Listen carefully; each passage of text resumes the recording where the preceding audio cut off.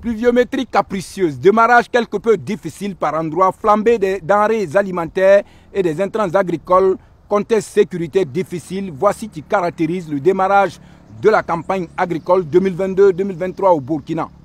Et pour en parler, le ministre de l'Agriculture, des Ressources animales et halieutiques, M. Innocent Kiba, est notre invité. Merci de nous suivre. Monsieur le ministre, bonsoir. Bonsoir. Vous êtes à l'émission Plein Champ, bienvenue.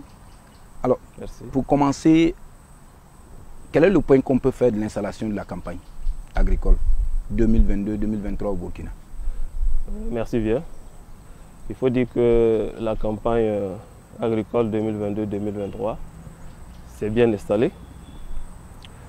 Quand on regarde les précipitations que nous avons aujourd'hui dans la plupart des régions, donc, elles ont permis aux producteurs de commencer les différentes opérations culturelles.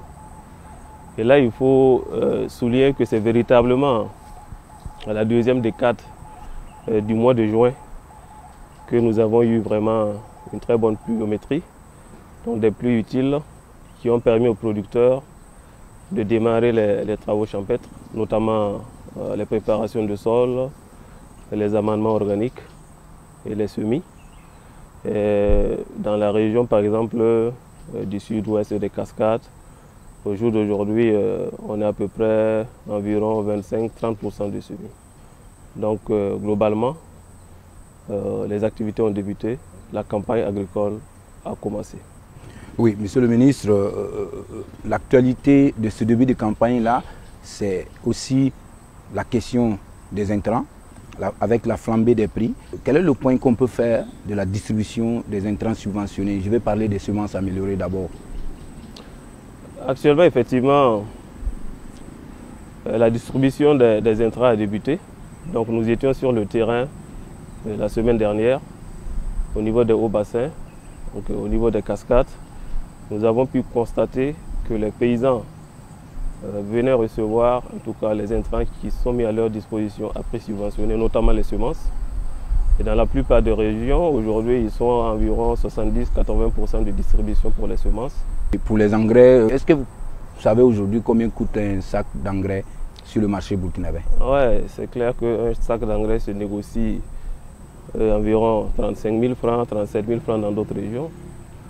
Il faut dire que c'est une situation globale. La flambée des prix de façon générale et les engrais de façon spécifique. Il y a plusieurs causes d'ordre conjoncturel. Vous savez que la maladie, la pandémie de Covid-19 a fait que l'approvisionnement en engrais n'a pas été vraiment efficace l'année passée. Donc cette maladie a affecté les circuits de distribution et d'approvisionnement. Et en plus de cela, récemment vous avez la crise entre l'Ukraine et la Russie et qui affecte aussi la distribution bien sûr des produits et tout ce qui est matière première et notamment les engrais. Parce que nous dépendons beaucoup de ces pays-là. Donc tout cela fait qu'aujourd'hui, cette flambée des prix n'est pas étonnante. La question c'est comment est-ce qu'il faut travailler à contenir bien sûr dans l'urgence cette flambée des prix et pouvoir bien sûr assurer une sécurité alimentaire. En ce qui concerne les engrais, au jour d'aujourd'hui, ces engrais ont été acheminés dans les régions, dans les communes. Et aujourd'hui même, on peut suivre déjà sur la plateforme que j'ai dans mon bureau que les paysans ont commencé en tout cas à recevoir les engrais. Donc au cours de cette semaine, ça va aller très vite en ce qui concerne les engrais. Sur la question de la flambée des prix, alors on vous a vu au Premier ministère récemment, notamment en début juin, le 7, alors avec les acteurs réunis autour de la CAIMA. Alors sur la question des intrants hors subvention, alors le gouvernement est très attendu. Est-ce qu'on peut dire aujourd'hui que quelque chose peut être fait pour réguler les prix des intrants sur le marché burkinabé? Le gouvernement a fait beaucoup d'efforts en ce qui concerne la subvention des engrais. L'engrais pour la culture de coton a été subventionné à hauteur de 72 milliards.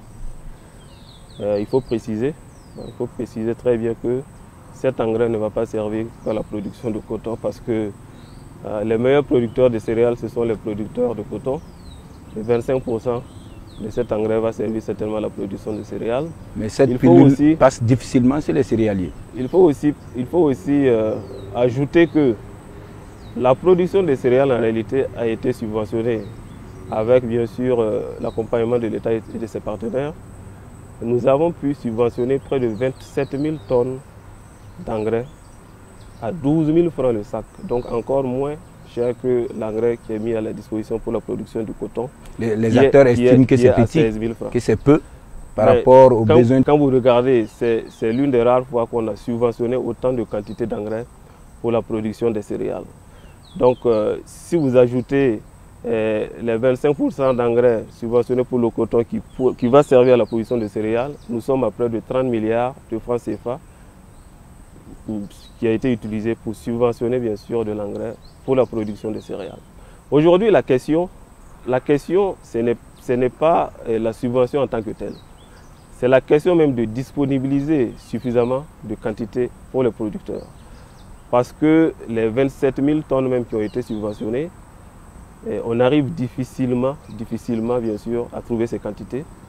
Certes, on est en train d'avancer, on a presque bouclé ces quantités-là. Donc pour vous dire qu'aujourd'hui, ce n'est pas véritablement une question de subvention parce que il y a bien longtemps, on n'a jamais atteint de telles quantités d'engrais subventionnés pour la production des céréales. Oui, voilà Monsieur le ministre, depuis 1998, cette question de subvention des intrants, ça perdure, ça fait près de 20 ans aujourd'hui. Est-ce que finalement, ça n'a pas montré ses limites? Est-ce qu'il faut continuer à appuyer les producteurs dits vulnérables? Et on a l'impression qu'on tourne en rond. Je suis tout à fait d'accord avec vous que la question de subvention de l'agriculture de façon générale, surtout en ce qui concerne les cultures vivrières, ce n'est qu'une solution, disons, d'ordre conjoncturel, mais elle ne saurait être vraiment durable. Aujourd'hui, on pense qu'il faut plus travailler sur des questions vraiment d'ordre structurel. Comment faire en sorte que nos paysans aujourd'hui aient un accès facile au financement? Comment faire en sorte que le pays soit un peu souverain en ce qui concerne la question bien sûr des engrais? Pouvoir importer conséquemment des stocks, par exemple, que ce soit des engrais ou du matériel agricole, pour que les paysans puissent avoir accès à un coût assez raisonnable. Donc, tout ça, ce sont des questions sur lesquelles il faut travailler dans le moyen terme pour pouvoir les solutionner. Comment faire en sorte aujourd'hui qu'on puisse produire de la matière organique à travers des petites unités de compostage, recycler tout ce qui est comme déchets dont nous disposons, pour faire en sorte que nous puissions réduire considérablement notre consommation en engrais. C'est en travaillant sur ces questions, je dirais, d'ordre vraiment structurel, que nous allons arriver à modifier, si vous voulez, à impacter le secteur. Mais sinon, la question de subvention, ce n'est vraiment qu'une solution de très courte durée, à notre sens. Monsieur le ministre, il va falloir dans le temps sortir vraiment de ces questions, je dirais, de ces approches assez urgentistes. Et aujourd'hui, la question de la production de la matière organique doit être vraiment une question principale sur laquelle nous devons travailler et faire en sorte que nous développons davantage des unités de production de matière organique là, dans les différentes parties du pays, recycler davantage tout ce que nous produisons comme déchets, intégrer ces déchets, les transformer et les réinjecter dans la production agricole pour réduire conséquemment notre utilisation, bien sûr, les dépenses bien sûr liées aux engrais chimiques. Donc voilà un peu des questions d'ordre structurel sur lesquelles nous travaillons en ce moment. Oui, monsieur le ministre, oui, les fournisseurs réunis autour de Agrodia disent que à leur niveau, ce n'est pas une question de disponibilité de l'engrais sur le territoire burkinabé, c'est beaucoup plus la question des taxes et autres qui font flamber les prix. Qu'est-ce qui peut être fait pour réguler au moins le marché? Oui, ça ce sont des questions sur lesquelles aussi nous avons discuté avec les acteurs. Vous savez que l'État a mis à la disposition de la CAIMA, qui est la centrale d'approvisionnement en intrants et matériel agricole, qui a été mise en place bien sûr par des acteurs du monde rural. Et l'État est membre de la CAIMA. L'idée étant que la CAIMA puisse utiliser la lettre de crédit de 50 milliards pour pouvoir importer suffisamment de grosses quantités à prix réduit pour les producteurs. Il y a aussi les acteurs comme Agrodia qui collaborent aussi avec la CAIMA et qui, eux, interviennent beaucoup plus dans la distribution. Donc, depuis que la CAIMA a eu la lettre de crédit, les équipes étaient déployées dans la sous-région, que ce soit au Nigeria, que ce soit en Côte d'Ivoire. Et je vous assure que ce n'était pas aussi évident que ça. Ce n'était pas aussi facile parce que la question d'engrais, c'est une pénurie générale. La flambée des prix, elle est générale. Et les équipes ont dû faire la veille dans la sous-région, un peu partout, pour pouvoir approvisionner bien sûr les quantités dont je vous parle aujourd'hui. Donc si on dit que ce n'est pas une question de disponibilité, ce n'est pas très vrai parce que il faut être vraiment se mettre à l'évidence que ce n'est pas seulement notre pays, c'est un peu dans la sous-région. Et aujourd'hui, il est très difficile d'avoir de l'engrais. On l'a eu, certes, mais ce n'était pas facile. Mais est-ce qu'il faut s'attendre... les quantités que nous avons ne sont pas encore au complet. Et au jour d'aujourd'hui, des camions continuent de rentrer sur le territoire burkinabé avec des engrais. On espère que dans les semaines à venir, nous allons pouvoir boucler les quantités qui sont prévues. Est-ce qu'on peut s'attendre à ce que le gouvernement intervienne pour trouver un prix plancher pour écouler l'engrais? Parce que les 12 000 francs, c'est subventionné, mais hors subvention, on fait comment? On continue à laisser chacun fixer son prix? Sur certains marchés, on a trouvé de l'engrais à 40 000, 35 000, 30 000. Est-ce que vous pensez qu'aujourd'hui, avec la question de la vie chère, aujourd'hui, un producteur moyen burkinabé peut payer Cette question, elle est en réflexion. Nous avons échangé avec les acteurs, mais le gouvernement n'a pas encore tranché sur la question du prix plancher sur les engrais. Parce qu'on estime que la subvention que l'État a mise en place aujourd'hui, qui est l'une des rares fois que l'on entend ces quantités, nous permet aussi de faire des ciblages sur les producteurs vulnérables qui n'ont pas vraiment la capacité, les moyens de s'acheter des engrais à ce prix sur le marché là et de pouvoir mettre bien sûr dans leurs exploitations. Et en plus, avec les quantités importantes que la CAIMA devrait importer et sur lesquelles l'État a misé 50 milliards, la CAIMA devrait pouvoir vendre à des prix, en tout cas, moins élevés que les prix du marché. Et la CAIMA est à mesure aujourd'hui d'importer environ 73 000 tonnes d'engrais. C'est ce qui est attendu. Donc nous pensons qu'avec ces quantités, non seulement les paysans vulnérables qu'on aurait ciblés pourraient avoir de l'engrais subventionné à 12 000 francs CFA le sac, mais au-delà, ceux qui n'ont pas eu la subvention pourront avoir de l'engrais à un coût moins élevé que ce qui est sur le marché. La question de fixer les prix véritablement, ça doit être discuté avec tous les acteurs parce que vous savez que le secteur de l'engrais regroupe beaucoup d'acteurs. Agrodia, c'est beaucoup de fournisseurs qui sont bien sûr autour de cette organisation.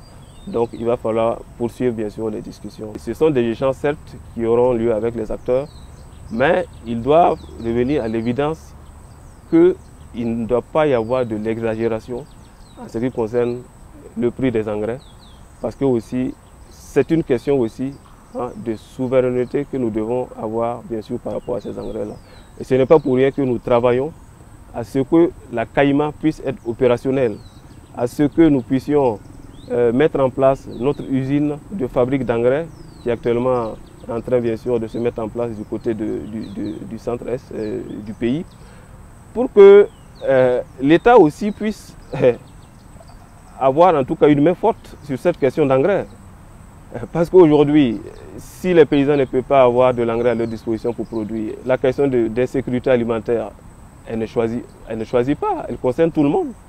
Donc l'État doit aujourd'hui pouvoir contrôler bien sûr les stocks de ces engrais sur son territoire, donc avoir un stock conséquent pour éviter qu'on ne fonctionne à flux tendu et être à l'abri des chocs que nous vivons aujourd'hui.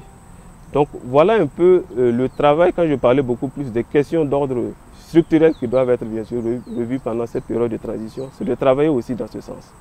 Dans ce sens que l'État puisse assurer la sécurité alimentaire des Burkinabés, non seulement à travers une production agricole conséquente, un contrôle bien sûr des stocks d'aliments, à travers les stocks de céréales, et aussi un mécanisme de contrôle des stocks des intrants, parce que c'est les intrants qui permettent aussi de booster la production. Donc, oui, monsieur le ministre, vous l'avez dit, la question de la sécurité alimentaire est une question de souveraineté.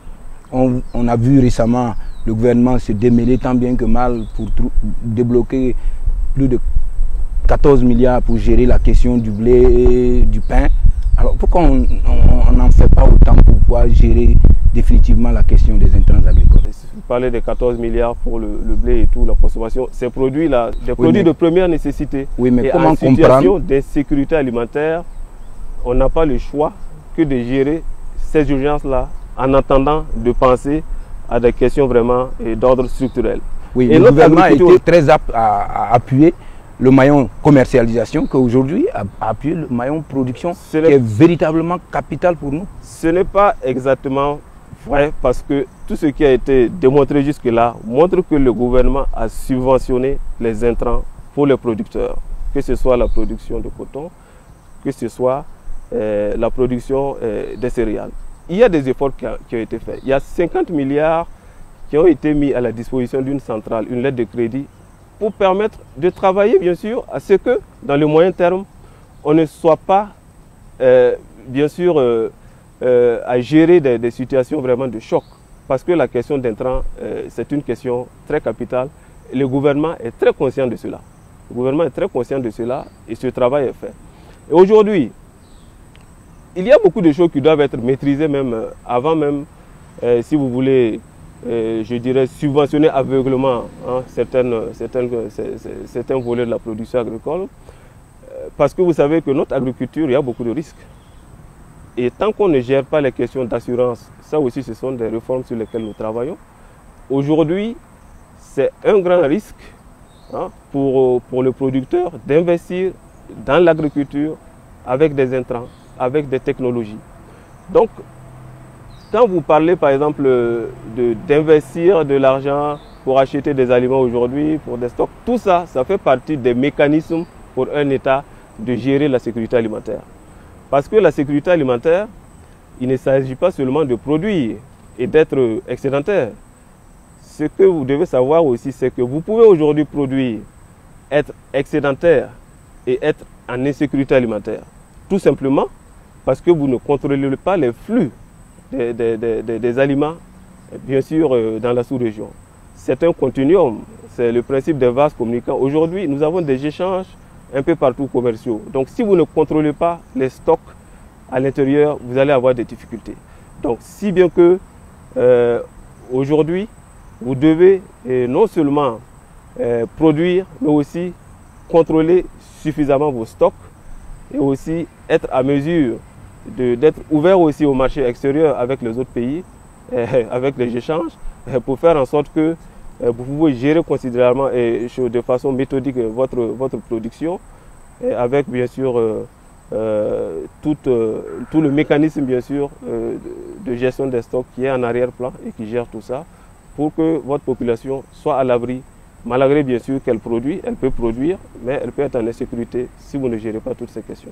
Est-ce qu'au cours de cette transition, est-ce qu'on peut dire qu'on va gérer de manière structurelle cette question-là que de rester à gérer le conjoncturel à chaque fois? Est-ce qu'on peut vraiment mener la réflexion à fond? Absolument, nous sommes dans cette logique.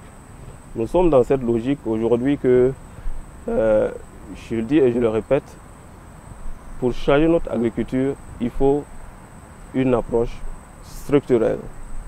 Et cette approche structurelle, c'est de faire en sorte que déjà les deux sous-secteurs soient intégrés, la production agricole, la production végétale, on ne peut pas les séparer.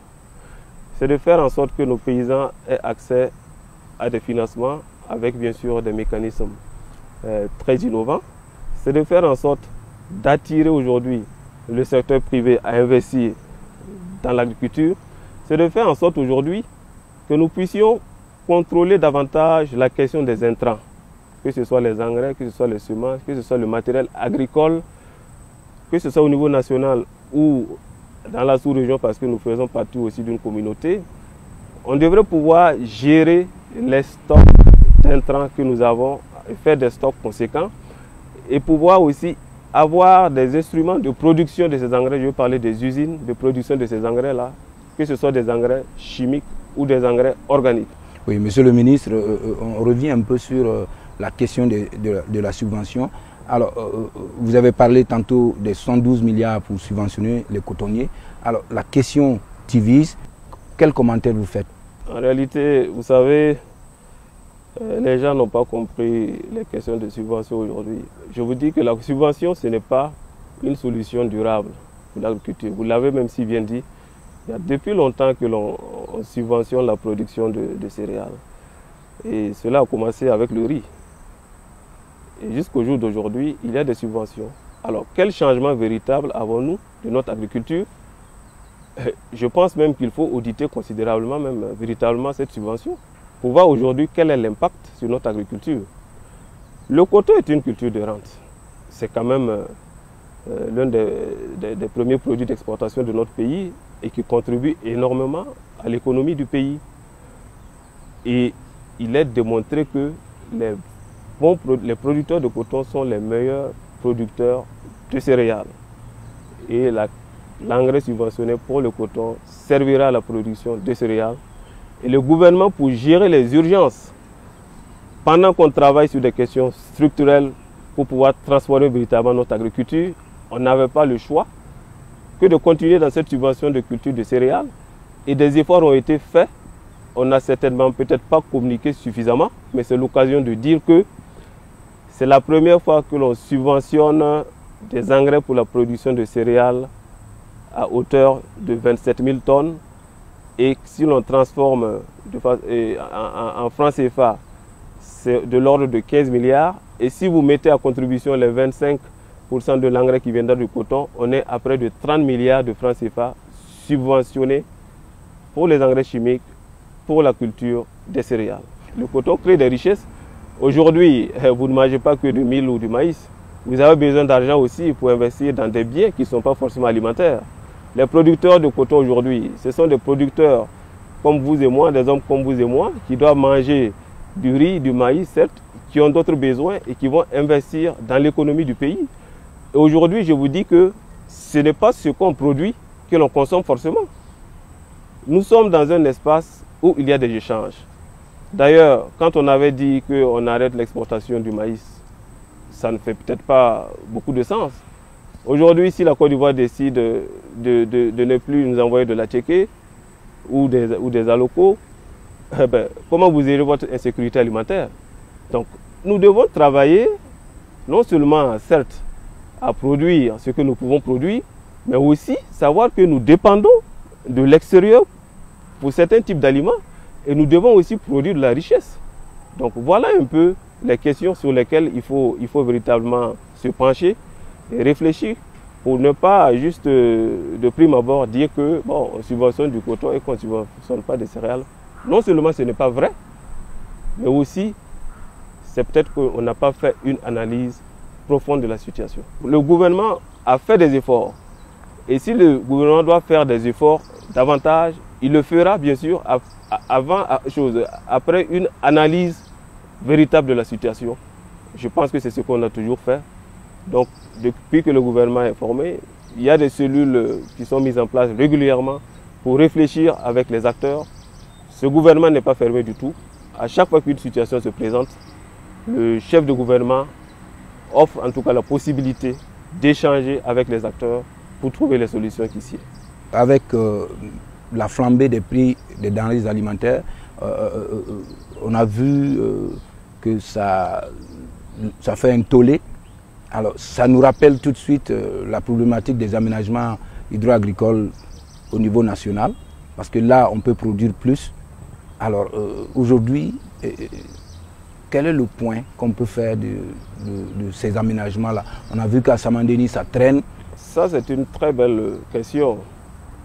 Vous savez, aujourd'hui, justement, pour aller vers l'intensification agricole, nous n'avons pas d'autre choix que de travailler davantage sur les aménagements. Bien avant que nous arrivions, bien sûr, nos prédécesseurs avaient cette vision.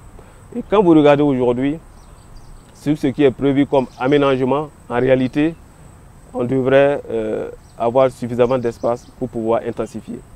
C'est vrai, dans certaines zones, l'accès aujourd'hui est difficile pour des raisons sécuritaires, mais nous y travaillons. Donc pour vous dire que dans notre approche, dans notre vision, et nous avons donné des instructions dans ce sens, est que avec les ressources que nous avons aujourd'hui, qui peut paraître limitées bien sûr, je vais parler des intrants, des semences, des engrais, c'est de concentrer tous nos efforts dans les zones propices où le risque climatique est faible.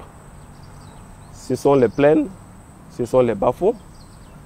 Donc, de concentrer tous les efforts à ce niveau et d'aller vers une intensification et faire en sorte que les surfaces que nous avons perdues parce que les populations se sont déplacées, nous puissions rattraper en augmentant les rendements.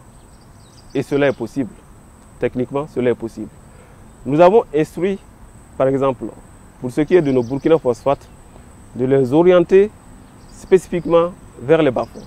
Parce que c'est dans ces bas-fonds que nous pouvons véritablement les valoriser. Nous avons aussi instruit de faire usage de tout ce que nous avons comme technique et technologie aujourd'hui pour pouvoir utiliser de façon efficiente les ressources dont nous avons. Aujourd'hui, la question de l'engrais se pose. C'est vrai, les quantités sont faibles. Il y a la technique de microdose. Donc aujourd'hui, nous avons dit de diffuser cette technologie à grande échelle à travers les spots publicitaires, à travers bien sûr l'appui conseil, pour qu'avec le peu d'engrais, peut-être que certains producteurs vont disposer, qu'ils puissent apporter l'engrais au pied de la plante et pouvoir, dans le court terme, augmenter la production. Donc, pour vous dire que toutes ces stratégies sont mises en œuvre pour que nous puissions, malgré les situations difficiles, pouvoir augmenter les rendements, intensifier la production et pouvoir bien sûr atteindre les objectifs que nous nous sommes fixés. Je vous donne un exemple par exemple. Vous savez que pour un ménage, aujourd'hui, avec 1 hectare, un ménage peut être autosuffisant sur le plan alimentaire. Un ménage qui a 10 personnes, en réalité, qui a 1 hectare et qui dispose de quantités suffisantes d'engrais, de matière organique et qui a de l'eau à sa disposition, peut aller jusqu'à 4-5 tonnes par hectare. Et si vous prenez les besoins alimentaires d'une personne qui est autour de 190 kg de céréales par an, si vous avez 10 personnes, vous êtes autour de moins de 2 tonnes. Donc ça veut dire que le ménage peut consommer les 2 tonnes et mettre sur le marché les 3 tonnes.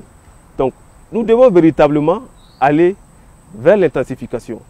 Parce que avec les surfaces que nous avons emblâmées aujourd'hui, même avec la moitié, si nous investissons conséquemment dans l'agriculture, nous pouvons encore produire suffisamment de nourriture pour les Burkinabés. Vous avez parlé de la situation sécuritaire avec la question des déplacés internes, l'abandon de certaines zones de production. Est-ce qu'il n'est pas plus judicieux de voir la question en face et essayer aujourd'hui de produire là où c'est possible? Justement, c'est ce que je vous disais tantôt, que aujourd'hui, il y a une analyse qui a été faite de la situation et les moyens ont été en tout cas mis là où il faut, là où il y a la possibilité de produire, d'intensifier. Mais aussi, nous ne pouvons pas aussi ignorer ces personnes, ces hommes et femmes qui se sont déplacés et qui ne doivent pas attendre indéfiniment qu'on leur donne à chaque fois à manger, à chaque fois de l'argent pour subvenir à leurs besoins. Nous devons aussi penser à leur donner les moyens de produire leur propre nourriture. Et c'est pour ça que nous avons instruit dans les différents services déconcentrés de recenser toutes les personnes déplacées internes et qui ont accès à la terre et de mettre à leur disposition des semences, des engrais, un appui, conseil efficace pour que ces hommes et femmes puissent produire de la nourriture pour eux aussi, mais aussi contribuer à cette sécurité, à cette sécurité alimentaire, bien sûr, que nous rêvons bien sûr tous. On a vu récemment la CEDEAO prêter des céréales. Alors pourquoi le choix d'un prêt des céréales? Pourquoi ne pas peut-être transformer ça en intrant pour permettre de produire plus et rembourser? Je disais que tantôt que en fait un pays n'est pas isolé dans le monde. Un pays fait partie d'un système, d'une communauté. Et nous avons la communauté, l'espace CEDEAO où nous partageons non seulement l'espace physique, l'espace économique. Vous avez d'autres institutions comme l'UEMOA. Donc, il y a des mécanismes qui ont été mis en place au niveau de ces organisations. Et quand on dit CEDEAO, il ne faut pas voir CEDEAO, c'est juste enfin, une organisation, politique. Mais ce sont des pays qui sont derrière. Et nous faisons partie de ce système. Donc ce sont des mécanismes qu'on a mis en place pour pouvoir gérer les chocs donc, que nous avons aujourd'hui. Par exemple, quand une situation arrive, une crise alimentaire, une inondation, une catastrophe, pour que l'on puisse avoir du stock disponible de vivres pour prêter, bien sûr, au pays concerné qui est bien sûr dans cette situation, mais qu'en retour aussi, le pays puisse rembourser, parce que le mécanisme doit se poursuivre. Le mécanisme doit se poursuivre, ne doit pas s'arrêter. Et pour que aussi, si d'autres pays sont dans la même situation, que ces pays aussi puissent en bénéficier. Donc pour éclairer, et dans ce sens, en disant que c'est un mécanisme de gestion, si vous voulez, de la sécurité alimentaire au niveau régional. Et ce mécanisme aussi existe au niveau national. Sauf qu'avec la situation difficile, nos stocks que nous avons étaient à un niveau vraiment très bas.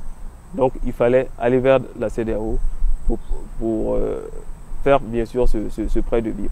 Mais il y a aussi des réflexions en cours parce que il y a de cela un mois, nous avons tenu une rencontre, bien sûr dans la communauté de la CEDEAO, les différents pays membres, pour réfléchir aussi à aussi stocker conséquemment aussi des engrais à l'échelle régionale. Et ces réflexions sont en cours. Je pense qu'il y a des institutions de financement qui sont prêtes à accompagner bien sûr cette initiative-là pour qu'on ait des stocks conséquents d'intrants au niveau régional, aussi bien aussi au niveau national. Donc pour faire en sorte que, en situation difficile, on puisse utiliser ces intrants-là pour booster la production. Et aussi quand on produit, on doit pouvoir utiliser ces mêmes mécanismes pour avoir des stocks de vivres qu'on pourra mettre à la disposition des populations dans des situations difficiles. Oui, on a l'habitude de dire que c'est pendant les périodes de transition que se refonde l'État. Nous sommes en période de transition. Est-ce qu'il faut s'attendre à ce que cette approche-là change véritablement? Oui, pensons que pendant cette période, vous savez, hein, vous avez certainement le plan d'action de la transition. Donc, en ce qui concerne notre secteur, il y a certainement des réformes qui doivent être faites. Je vous disais tantôt qu'il faut repenser même à comment est-ce que nous finançons le secteur agricole. Et travailler et faire en sorte aujourd'hui, déjà que nous ayons une approche harmonisée en ce qui concerne l'appui des producteurs. Faire en sorte aujourd'hui que nous ayons déjà une approche intégrée dans le secteur de la production végétale aussi bien que la production animale. Et je dirais que c'est vraiment une très bonne chose que nous avons déjà fusionné ces deux sous-secteurs à travers bien sûr notre ministère qui regroupe ces deux sous-secteurs parce qu'on ne peut pas les séparer. L'élevage et l'agriculture aujourd'hui doivent être vraiment fusionnés et on doit travailler à trouver des solutions qui puissent impacter ce secteur-là, non seulement dans sa composante production végétale que composante animale, ça c'est un point. C'est de travailler aussi à trouver des mécanismes aujourd'hui innovants qui puissent attirer le secteur privé à investir dans la production agricole. Parce que vous savez que l'État seul ne peut pas parce que les moyens sont limités. Et quand vous prenez par exemple la question du chômage, l'État ne peut pas absorber tous ceux qui sortent de nos universités. C'est très difficile et il y a beaucoup aujourd'hui qui sortent des universités et qui veulent investir dans la production agricole. Donc l'État doit travailler à faire des réformes et créer des conditions attractives pour que le secteur privé puisse investir davantage dans la production agricole. Cela va permettre d'augmenter la productivité, la production de façon générale, et aussi créer de l'emploi donc, pour les jeunes qui sortent bien sûr de ces universités. Donc ce sont des questions comme ça sur lesquelles nous devons travailler. Et même aussi aujourd'hui l'accès au financement aujourd'hui. Quel dispositif mettons en place pour qu'un producteur puisse avoir accès au financement? Vous savez qu'au niveau des banques, c'est vraiment très difficile. On demande souvent une caution que le paysan n'a pas. Alors, il faut trouver des mécanismes vraiment allégés pour qu'à travers les microcrédits, ou à travers des fonds, pour que le paysan qui décide par exemple de pouvoir faire de la production agricole un secteur, si vous voulez, un secteur créateur de revenus pour lui, un secteur qui va lui permettre de nourrir sa famille, que ce paysan-là puisse avoir très facilement accès au financement. Donc ça aussi, ce sont des réformes sur lesquelles il va falloir travailler. Et ce qu'il faut ajouter aussi, c'est qu'il y a eu beaucoup d'efforts dans l'aménagement, bien sûr, et la réhabilitation de certains bas-fonds. Donc près de 2000 hectares de bas-fonds ont été réhabilités. Il y a eu des aménagements supplémentaires. Donc nous sommes confiants que si les risques climatiques sont moindres, nous allons atteindre ces objectifs de production qui ont été fixés pour chaque région. Monsieur le ministre, dernière question. Alors, que devient le programme présidentiel riz? Ça, c'est une très bonne question. Vous savez, le riz est une culture très stratégique pour le Burkina parce que nous importons beaucoup de cette céréale. Et c'était une très belle initiative que le président du Faso a eue. Et quand nous sommes arrivés, l'administration est une continuité. Donc, il faut appuyer à fond, bien sûr, sur ce programme. Ce qui justifie le fait qu'aujourd'hui, quand vous voyez les semences qui ont été subventionnées, une très bonne partie, bien sûr, de ces semences-là, c'est la semence de riz. Les bas-fonds qui ont été réhabilités, les périmètres qui ont été aménagés, c'est pour essentiellement produire, bien sûr, le riz, pour que nous puissions véritablement atteindre ces objectifs de 1 million de tonnes de riz qui ont été fixés. Et nous puissions aussi travailler avec la recherche, parce que c'est en utilisant aussi des variétés performantes qu'on pourrait atteindre, bien sûr, ces 1 million de tonnes de riz. Aujourd'hui, la science évolue. On devrait aller vers des semences peut-être hybrides, à haut potentiel de rendement, et avec, bien sûr, toutes les techniques et technologies, tous les intrants, bien sûr, notamment les engrais qu'on mettra, bien sûr, à profit. Nous pensons que véritablement, nous pouvons atteindre cet objectif de 1 million. Pas peut-être pour cette année, mais en tout cas dans un futur très proche. Monsieur le ministre, je vous remercie. Merci. Mesdames, Messieurs, c'est sur ces mots du ministre de l'Agriculture, des Ressources animales et halieutiques que s'achève cette émission magazine. Bonsoir chez vous et à très bientôt.